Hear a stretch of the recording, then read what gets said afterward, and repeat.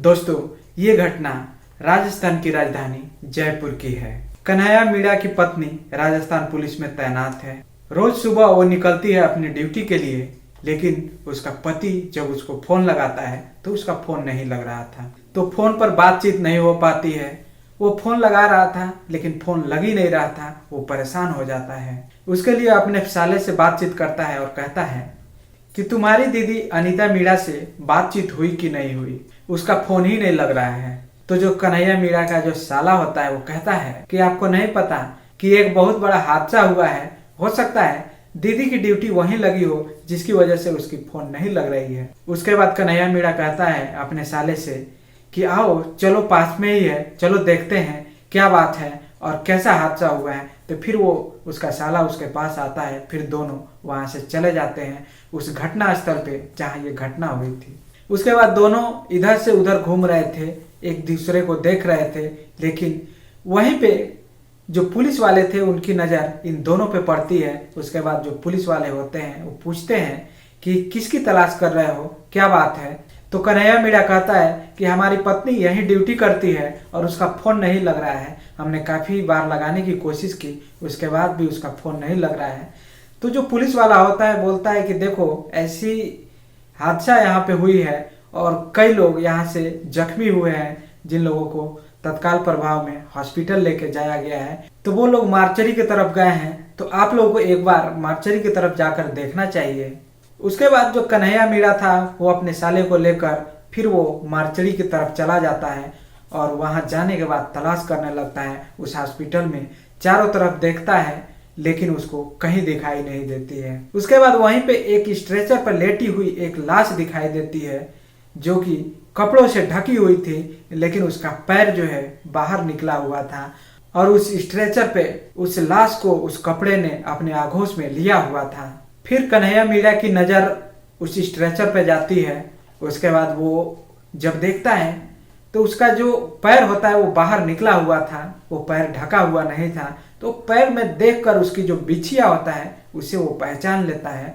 उसके बाद उसके जो पैर थे उसमें नेल पॉलिश लगे हुए थे, वो नेल पॉलिश भी वैसे दिख रहे थे। जब वो देखकर पहचान जाता है उसके बाद वहां पे वो दहाड़े मार कर रोने लगता है, चीखने लगता है, चिल्लाने लगता है, क्योंकि सुबह उसकी पत्नी अपने दोनों बच्चों का खाना बना के और अपनी ड्यूटी के लिए निकली हुई थी। उसका रोना देखकर वहां के जो भी लोग होते हैं वहां पे पहुंचते हैं और पूछते हैं कि आखिर क्या बात है। फिर वो कन्हैया मीणा बताता है और ये हमारी पत्नी है और हमारी पत्नी के साथ ये हादसा हुआ है।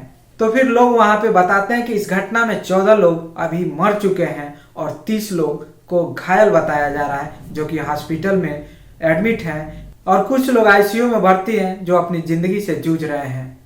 तो दोस्तों, वीडियो में आगे बढ़ने से पहले एक ही रिक्वेस्ट, चैनल को सब्सक्राइब कर लीजिए ताकि हमारा हौसला बढ़ता रहे। दोस्तों, ये सच्ची घटना राजस्थान की राजधानी जयपुर से 11 किलोमीटर दूर एक जगह लगती है जिसका नाम है भांकरोटा। बात कर रहा हूँ 20 दिसंबर 2024 की सुबह 5:45 और 10 सेकेंड ये टाइमिंग है। वो सीसीटीवी कैमरे में कैद हो जाता है। दरअसल अजमेर से भारत पेट्रोलियम एलपीजी का एक टैंकर भर के जा रहा था जो जयपुर की तरफ उसे जाना था। अचानक उसे याद आता है कि भांकरोटा एक जो जगह लगती है वहां पर वो एक यू टर्न लेने की कोशिश कर रहा था और जैसे ही वो यू टर्न लेने की कोशिश कर रहा है पास में डीपीएस है और डीपीएस के ठीक सामने की ये हादसा है और उसने जैसे ही अपने ट्रक को मोड़ा, सुबह का वक्त था, 5:45 के आसपास का समय हो रहा था। अचानक ही दूसरी साइड से यानी कि जयपुर की तरफ से जो अजमेर की तरफ जा रहा था ट्रक, उस ट्रक से उसकी टक्कर हो जाती है। साइड जैसे ही लगती है वो लगभग 5 नोजिल होते हैं।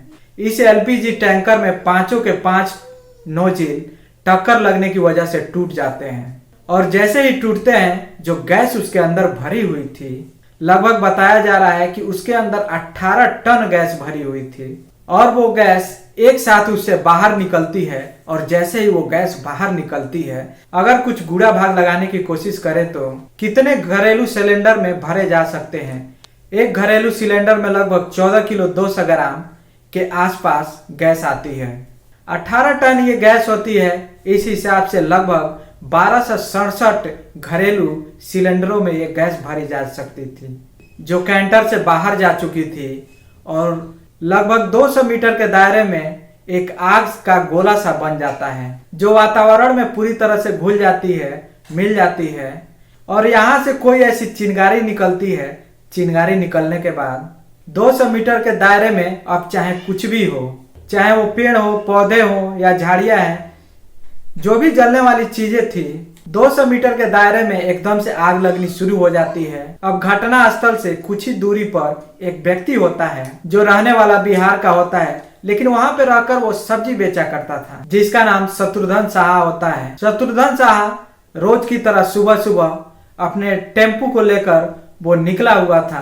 अपनी टेम्पू लेकर उसका एक ही मकसद होता है, मोहना मंडी जाएगा और सब्जी लेगा, और सब्जी लेने के बाद वो चला आएगा। जो शत्रुघ्न साहा होता है वो अपना ऑटो लगाकर वहीं पे बैठा हुआ था ऑटो में, लेकिन जब ये हादसा देखता है तो लगभग 500 मीटर की दूरी पर एक दुर्गंध आ रही थी। वो अपने ऑटो को वहां पे छोड़कर जितनी तेजी से हो सकता है उतनी तेजी से वहां से भागता है, और भागने के बाद लगभग 500 मीटर की दूरी तक वो गया था। उसके बाद भी वो आग के चपेट में आ जाता है। हालांकि वो बच जाता है, लेकिन कुछ हिस्सा जरूर जल जाता है। और जहां पर ये हादसा हुआ था, जहां पे वो टैंकर और ट्रक जब भिड़े थे, वहीं एक डबल डेकर की बस खड़ी हुई थी। बस जो रफ्तार थी वो धीमी हो जाती है, क्योंकि जहां पे गाड़ियां यू टर्न ले रही थी, उसके पीछे जितनी भी गाड़ियां होती है वो धीमी हो जाती है उसके पीछे। आग जो लगती है वो बिल्कुल गुब्बारे की शक्ल की होती है। उस समय एक साथ फटता है और बहुत तेजी के साथ धमाका होता है। उसकी ऊंचाई लगभग 150 मीटर के आसपास लोगों ने अंदाजा लगाया। 200 मीटर के दायरे में वो फैल जाती है। जो डबल डेकर में बैठे होते हैं वो एक आधुनिक बस होती है। आधुनिक बस होने की वजह से जो दोनों दरवाजे थे, दोनों खिड़कियां थी, वो लॉक हो जाती है। बस में 34 लोग लगभग आसपास में बताए जाते हैं, जो अजमेर के तरफ से आ रही थी। उन्हें जयपुर की तरफ जाना था। आग लगती है और उस बस में भी आग लगनी शुरू हो जाती है। कुछ लोग उस बस के शीशे को तोड़कर वहां से निकलने की कोशिश करते हैं, कुछ लोग निकल जाते हैं, और जो लोग उस बस में बच जाते हैं उस हादसा के शिकार हो जाते हैं। उसी में एक कर्मचारी होता है एनबीसी कंपनी का, राधेश्याम चौधरी। वो भी उस बस में बैठकर जा रहा था, अपनी ड्यूटी के लिए जा रहा था। जब ये हादसा होता है तो उस बस से निकलने के बाद वो वहां से भागता है और चिल्लाता है कि कोई मुझे बचा लो, कोई मुझे हॉस्पिटल तक ले चलो, जो भी पैसे होंगे मैं दे दूंगा। जब इस बात को वो बोल रहा था तो उसकी बात में एक अपील थी। उसकी आवाज से लग रहा था कि वो किसी तरकीब से बच जाए, ताकि वो जिस जिम्मेदारी को निभा रहा है, वो एनबीसी कंपनी में काम करने के बाद अपने परिवार का भरण पोषण कर रहा था। उसके जाने के बाद उसका परिवार कैसे जिएगा वह कुछ सेकंडों में ही ये महसूस कर लिया था। उसी बीच किसी व्यक्ति ने उसका वीडियो बना लेता है और दैनिक भास्कर फ्रंट पेज पर उसी का, जिसके तन पर कुछ बचा था तो सिर्फ नेकर बचा था। क्योंकि जब वो वहां से भाग रहा था, चिल्ला रहा था, अपने को बचाने के लिए अपील कर रहा था, उस समय वह सारे कपड़े तक निकाल दिए थे, यानी कि उसका सिर्फ नेकर बचा था। उसके बाद भी उसके कुछ हिस्से जल चुके थे। कुल मिलाकर जब उसे हॉस्पिटल लेकर जाते हैं तो वो लगभग 2 घंटे की ही जिंदगी जी पाता है। उसके बाद उसकी भी मौत की खबर जब लोगों तक पहुंचती है तो लोगों को यकीन नहीं हो रहा था कि आखिरकार ये कैसे हो सकता है। यहाँ जब हादसा होता है उसकी गूंज पूरे इलाके में फैल जाती है। लगभग 200 मीटर की दूरी के अंदर जो भी कुछ आता है वो सब कुछ जलकर राख हो जाता है। 1 किलोमीटर इस हादसे की धमक थी। 1 किलोमीटर के दायरे में एक वाहन जो दूसरे वाहन के पीछे, दूसरे वाहन तीसरे वाहन के पीछे, लगभग में 40 ऐसे वाहन थे जो पूरी तरह से जलकर राख हो चुके थे, खाक हो चुके थे। कोई बाइक पे सवार था, कोई ऑटो में सवार था, जो भी गाड़ियां थी, कोई उस हादसे में बचती नहीं है, सब खत्म हो जाती है। इस हादसे में जो भी गंभीर रूप से घायल थे उन्हें तत्काल प्रभाव से हॉस्पिटल ले जा रहे थे। इस बीच कुछ लोग जल रहे थे तो कुछ अपने कपड़ों को फाड़ कर फेंक रहे थे। कुछ पक्षी जो आसमान में उड़ रहे थे वो भी जलकर नीचे गिर रहे थे। ऐसा मंजर जिन लोगों ने अपने आंखों से देखा था, उस मंजर को देखने के बाद सहम गए थे। और जहां जहां इस धमाके की गूंज सुनाई दे रही थी, यानी कि सूरज का हल्का हल्का दिन निकलना शुरू हुआ था। 1 घंटा 2 घंटा बीतने के बाद पता चलता है कि 5 लोग मर गए हैं। फिर पता चलता है 2 संख्या और बढ़ गई। फिर धीरे धीरे जैसे जैसे वक्त आगे बढ़ रहा था वैसे वैसे मरने वालों की संख्या बढ़ती जा रही थी। बताया जाता है कि मरने वालों की संख्या 14 के आसपास थी और उसमें से 30 लोग ऐसे थे जो घायल हो चुके थे। 30 में से 20 लोग ऐसे थे जो 80% के आसपास जल चुके थे और इन 80% में जो जले हुए 20 लोग, इसमें 7 लोग ऐसे थे जो जिंदगी और मौत की आईसीयू में जंग लड़ रहे थे, चीख रहे थे, चिल्ला रहे थे। लेकिन जो पुलिस मौके पर पहुंची थी वो पर्याप्त मात्रा में नहीं थी। जो गाड़ियां आसपास थी वो जल चुकी थी। ऐसी स्थिति में लेकर कैसे जाए। यहाँ ऐसे ही सुबह सुबह का वक्त था जो कि एक व्यक्ति जहाँ पे गढ़वालों की गाड़ी लगती है वहां का रहने वाला एक व्यक्ति जिसका नाम शेरा होता है, वो रोज की तरह सुबह सुबह मॉर्निंग वॉक के लिए निकलता है। यहाँ पर इसने जब अपनी आंखों से ये दृश्य देखा कि लोग जल रहे हैं, चीख रहे हैं, चिल्ला रहे हैं और उन्हें हॉस्पिटल ले जाने के लिए, तभी शेरा के दिमाग में एक आइडिया आता है और वो अपने भतीजे को फोन लगाता है और बोलता है जो घर में 3 गाड़ियां हैं उन 3 गाड़ियों को किसी भी माध्यम से लेकर पहुंचो। उसने भी 12-14 लोगों को हॉस्पिटल पहुंचाया। शेरा जैसे कई लोग देवदूत बनकर वहां आते हैं, कई लोगों को बचाने की कोशिश करते हैं, कई लोगों को हॉस्पिटल लेकर जाते हैं, जिनमें कई लोग ऐसे भी थे जिनका कोई कसूर नहीं था। जिनमें एक रिटायर्ड आईएएस ऑफिसर जिनका नाम करणी सिंह राठौर होता है। करणी सिंह राठौर इसी भांकरोटा से अपने फार्म हाउस से निकलकर जयपुर की तरफ जा रहे थे, लेकिन उनको नहीं पता था कि ये उनका आखिरी दिन हो सकता है। दरअसल जैसे ही वो वहां से निकल रहे थे, इसी जगह पर जहां पर आग लगी थी, आग की चपेट में उनकी गाड़ी आ जाती है और उनके साथ भी हादसा हो जाता है। अब उन्हें परिवार के लोग लगातार तलाश रहे थे और जब उन्हें तलाश कर रहे थे तो उनका अता पता नहीं चल रहा था, ना ही उनका फोन लग रहा था। वो फोन भी बंद जा रहा था। अब ऐसी स्थिति में वो क्या करें, तो वो लोग पुलिस स्टेशन पहुंचते हैं। वो कहते हैं कि हमारे पिताजी हैं, वो दिख नहीं रहे हैं, करणी सिंह राठौर, उनका पता नहीं चल रहा है।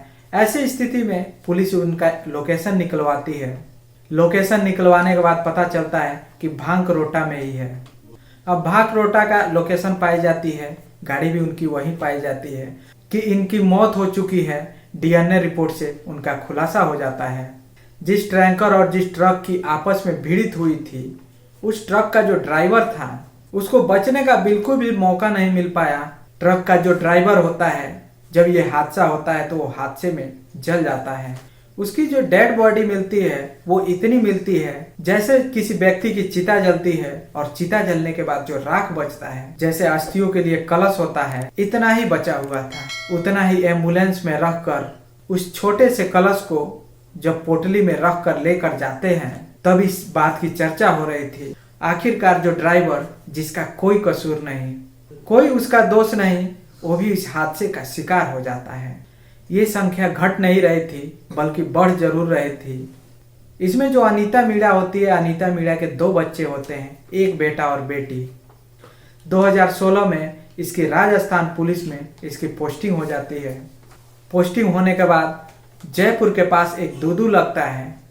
दूदू में रहती थी अपने पति 2 बच्चों के साथ। सुबह सुबह उठना और चैनपुर में जाकर अपनी ड्यूटी करना इनका काम था और कोई भी वाहन मिलता था उसमें बैठकर अपने ड्यूटी के लिए चली जाती थी। अपने बेटा और बेटी के लिए खाना बना करके वो निकली हुई थी। जैसे ही उसके पति कन्हैया मीणा को पता चलता है कि वहाँ पर एक हादसा हुआ है, कन्हैया की टेंशन बढ़ जाती है, वो परेशान हो जाता है।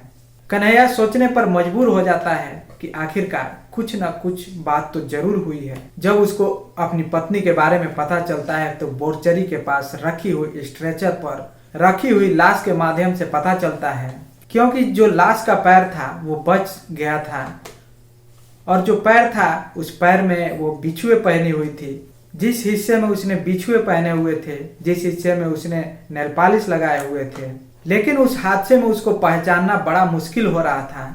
लेकिन उसके पति ने उसे पहचान लिया और उसके डीएनए रिपोर्ट से ये क्लियर हो जाता है।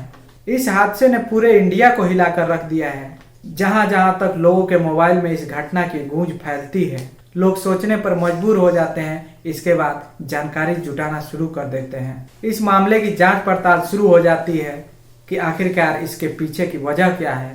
तो बताया जाता है कि जो सड़क निर्माण कराने वाले हैं कहीं न कहीं उनका दोष है। समय पर निर्माण कराया होता, पुलिया का निर्माण हुआ होता तो शायद इसमें कोई चीज निकल कर नहीं आती है।